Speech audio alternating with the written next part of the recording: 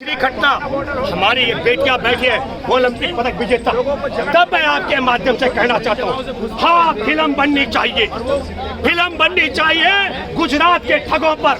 गुजरात के ठग जो लुटेरे यहाँ से देश से धन लूट करके भाग के चले गए, और दूसरे ठग जो वोट लूट करके देश बेच रहे हैं, देश बर्बाद कर रहे हैं, और देश में यौन शोषण की शिकायत बेटियों की शिकायत नहीं सुन रहे और यौन शोषणकर्ता को बचा रहे हैं। निश्चित तौर पर फिल्म तो बनती है, पर गुजरात के इन ठगों पर एक बड़ी सूची है भारत के बैंकों को लूटकर भागने वालों की।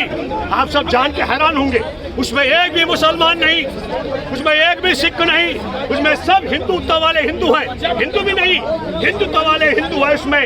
और उन सबों को भगाने वाला ये दोनों रंगा बिल्ला भी गुजरात के ठग हैं। तो आप समझिए, फिल्म बनानी हो इन ठगों पर बनानी चाहिए। जब ठगने की बात आई, टोक्यो से वापस आई थी विनेश फोगाट, तब कहा गया मेरी बेटी है, मेरी बेटी है। अरे नरेंद्र मोदी है गुजरात के ठग, आज तुम्हारी बेटी यौन शोषण की शिकायत कर रही है, और यौन शोषण करता तुम्हारी भाजपा का ब्रजभूषण शरण सिंह तुम्हारी गोद में बैठा हुआ है, तुम्हें चैलेंज कर रहा है। कह रहा है नरेंद्र मोदी बोल के दिखाओ, मैं अध्यक्ष पद का त्याग कर दूंगा।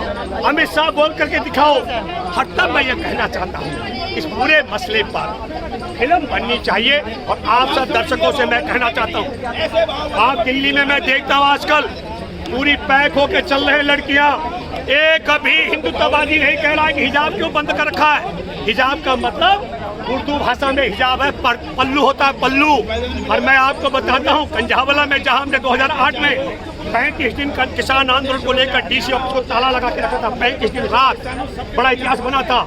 वहाँ एक माता जी हमारे दोस्त करण सिंह किसान की माँ, वो 85 साल की है, उनका नाक पे रहता है, वो नकाब नीचे गिरता ऊपर करती है। 65 साल हो गए, उन्होंने कभी सीधी सांस नहीं ली।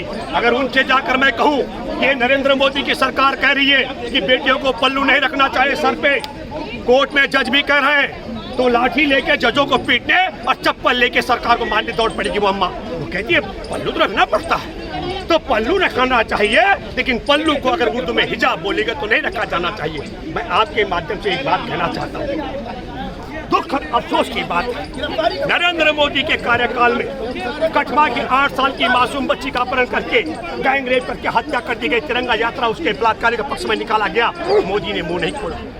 नरेंद्र मोदी के ही कार्यकाल में उन्नाव में इन्हीं के विधायक कुलदीप सेंगर ने अपनी चचेरी नाबालिग बहन का बलात्कार किया।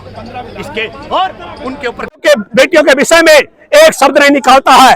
हमारा देश का पूरी बर्बादी कर दी है। मैंने पहले कहा, एयरपोर्ट से लेकर बंदरगाह तक, हथियार बनाने की कंपनी से लेकर रेल मार्ग तक, चीन को बेच राजधानी के माध्यम से, उस पर एक शब्द नहीं बोलता है। पुलवामा में जवानों की हत्या करवा दी, इस पर मुंह नहीं खोलता है।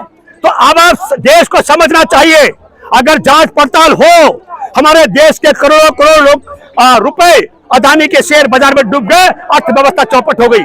सामरिक दृष्टि से हमारे देश की सुरक्षा के साधन एयरपोर्ट बंदरगाह पर कब्जे हो गए, और फिर पुलवामा में जवान मरवा दिए गए। नरेंद्र मोदी न अर्थव्यवस्था पर बोलता है, न देश की बेटियों के हिफाजत पर बोलता है, न बेटियों के शोषण पर बोलता है, न जवानों की हत्या पर मुंह खोलता है।